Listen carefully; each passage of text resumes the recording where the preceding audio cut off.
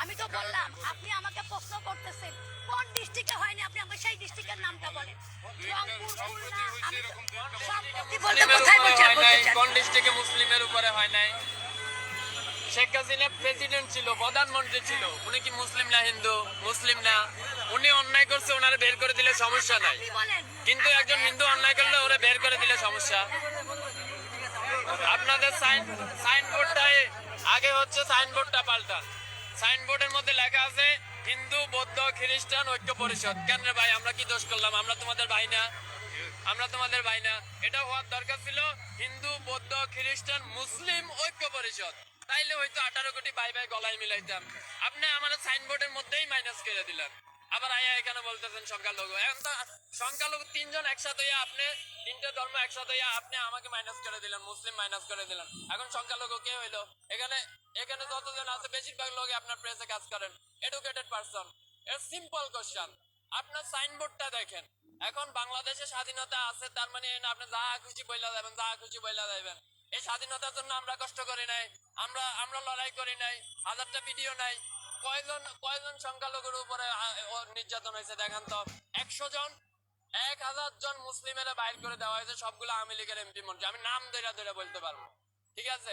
আমি যাইয়া 5 তারিখের পরে যাইয়া দুর্নীতি দমন কমিশনের চেয়ারম্যানের নামে মামলা করে দিলাম। ওই শালা আমার কুমিল্লায় ছিল, আমার বাড়ি কুমিল্লা, ওর বাড়ি কুমিল্লা। আমি যাইয়া ওর বিরুদ্ধে মামলা করে দিচ্ছি। কেন মামলা করছি? আমি কি দেখছি ও কি হিন্দু না মুসলিম? ওটা তো দেখি নাই।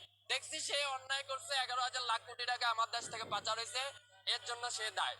ব্যাস, তার নামে মামলা করে দিচ্ছি। গতকালকে তারা দুদক কমিশন পদত্যাগ করছে, আপনারা জানেন। ব্যাস খালাস। এখানে সংখ্যালঘু কি হলো? মানে মুখ দিয়েছে তো আল্লাহ, যা খুশি তা বললেই যাবেন, যা খুশি তা বললেই যাবেন। এতদিন তো বলতে পারেন নাই। ওই যে বিশ্বজিৎ, আচ্ছা ওই যে বিশ্বজিৎ তো সংখ্যালঘু ছিল। বিশ্বজিতের যখন আওয়ামী লীগের পোলাবেন রাস্তায় পালাইয়া কোবাইতেছিল, আর বিশ্বজিৎ যখন বলতেছিল ভাই আমি মুসলিম না আমি হিন্দু, প্যান্টটা খুইলা দিই তোমার দেখাই আমি হিন্দু, তখন আপনাকেও এরকম দরদ কইছিল। তখন বলতে পারেন নাই আমার সংখ্যালঘুরা কেন কোবাইলো?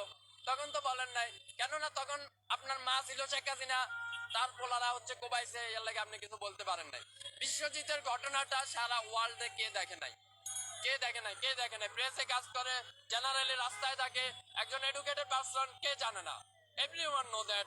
বিশ্বজিতের ঘটনা, সে হিন্দু ছিল, তারে বলতেছে যে আপনি শিবির করেন। এটা কই সে বলতেছিল, প্রকাশ্যে বলতেছিল যে না আমি শিবির করি না, আমি হিন্দু, প্যান্টটা খুলে দেখাই। এইরকম অবস্থায় হতো আওয়ামী লীগের লোকেরা পালাইয়া কোবাইছে না? তখন আপনাদের সনাতনী চেতনা কইছিল ভাই? এখন কেন চেতনা আইছে? আমি তো মনে করি প্রতিজন বাংলাদেশীর এই যে ওনাদের যে সাইনবোর্ডটা আছে, এটা নিয়ে হাইকোর্টে রিট করা উচিত। কেন রিট করা উচিত? এই হাইকোর্টে এই সাইনবোর্ডটার মধ্যে লেখা আছে হিন্দু বৌদ্ধ খ্রিস্টান ঐক্য পরিষদ।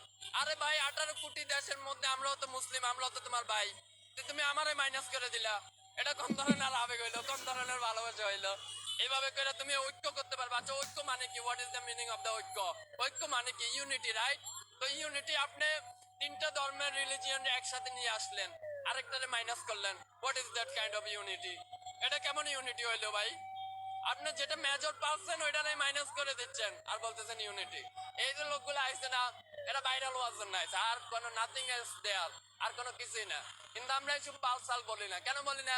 কেননা আমরা জুলাই থেকে আন্দোলন করে আসছি, প্রতিদিন আমরা রাস্তায় মরে গেছি। আমাদের ভাইরাল হওয়ার শখ নাই। কেন শখ নাই? কারণ আমরা মনে করি শালা 5 তারিখে তো মরে গেছি, আর ভাইরাল হমো। ব্যাস খালাস। এ আইছে দুইটা কথা কইয়া হ্যান ত্যান এই সেই।